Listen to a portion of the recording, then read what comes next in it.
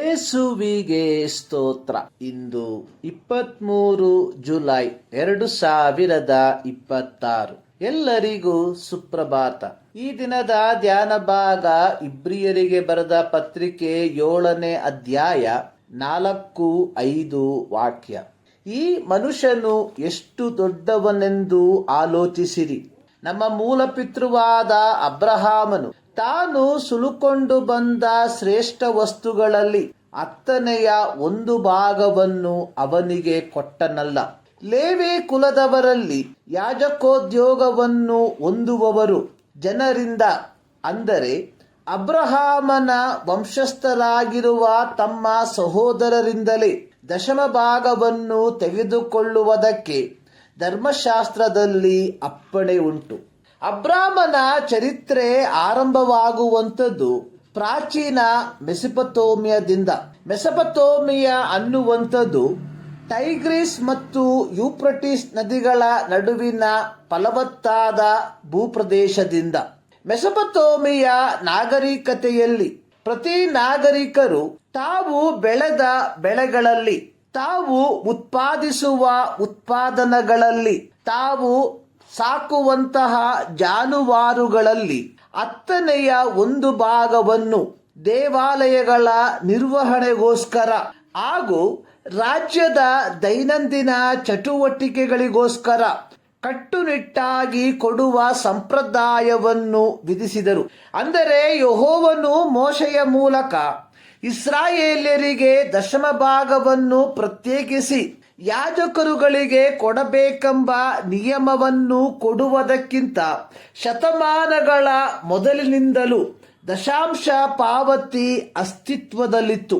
ಅಬ್ರಾಮನು ಮೆಸೊಪೊತಾಮಿಯಾದಲ್ಲಿ ವಾಸಿಸುತ್ತಿದ್ದ ಕಾಲಘಟ್ಟಗಳಲ್ಲಿ, ಅಂದರೆ ಯೆಹೋವನು ಅವನನ್ನು ಕರೆಯುವುದಕ್ಕಿಂತ ಮುಂಚಿತವಾಗಿ ಈ ಆಚಾರಗಳನ್ನೆಲ್ಲ ಪಾಲಿಸುವಂತಹ ವ್ಯಕ್ತಿಯಾಗಿದ್ದಿರಬಹುದು.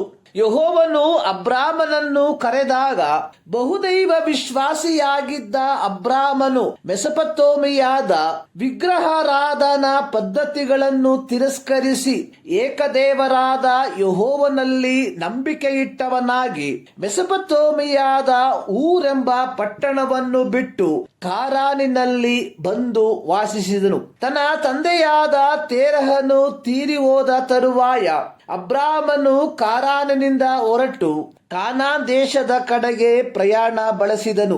ಅಬ್ರಾಮನು ತನ್ನ ಸಹೋದರನ ಮಗನಾದ ಲೋಟನನ್ನು ಶಿನಾರಿನ, ಎಲ್ಲಸಾರಿನ, ಏಲಾಮಿನ ಮತ್ತು ಗೋಯಿಮದ ಅರಸರ ಕೈಯಿಂದ ಬಿಡಿಸಿ ತಿರುಗಿ ಸೊದೋಮ್ ಗೊಮೋರ ಕಡೆಗೆ ಬರುತ್ತಿರುವಾಗ ಸೊದೋಮಿನ ಅರಸನು ಅಬ್ರಾಮನನ್ನು ಎದುರುಗೊಂಡು, ಬಿಡಿಸಿದ ಜನರನ್ನು ನನಗೆ ಒಪ್ಪಿಸು, ಆಸ್ತಿಯನ್ನು ನೀನೇ ತೆಗೆದುಕೋ ಎಂದು ಹೇಳಲು, ಅಬ್ರಾಮನು ಸೊದೋಮಿನ ಅರಸನಿಗೆ, ಒಂದು ದಾರವನ್ನಾಗಲಿ ಕೆರದ ಬಾರನ್ನಾಗಲಿ ನಿನ್ನದರಲ್ಲಿ ಯಾವುದನ್ನು ತೆಗೆದುಕೊಳ್ಳುವುದಿಲ್ಲವೆಂದು ಭೂಮ್ಯಾಕಾಶಗಳನ್ನು ನಿರ್ಮಾಣ ಮಾಡಿದ ಪರಾತ್ಪರನಾಗಿರುವ ಯೆಹೋವನ ಕಡೆಗೆ ಕೈ ಎತ್ತಿ ಪ್ರಮಾಣ ಮಾಡಿದನು.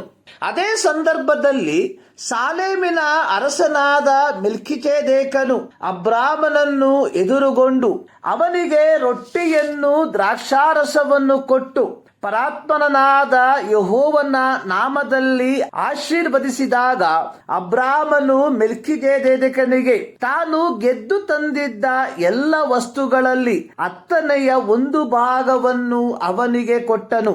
ಸಾಲೇಮಿನ ಅರಸನಾದ ಮೆಲ್ಕಿಚೆದೇಕನಿಗೆ ಗೆದ್ದು ತಂದಿದ್ದ ಎಲ್ಲ ಶ್ರೇಷ್ಠ ವಸ್ತುಗಳಲ್ಲಿ 10ನೇ 1 ಭಾಗವನ್ನು ಕೊಡಲೇಬೇಕೆಂಬ ಯಾವ ಬಾಧ್ಯತೆಯಾಗಲಿ ಯಾವ ಆಜ್ಞೆಯಾಗಲಿ ಇರಲಿಲ್ಲ.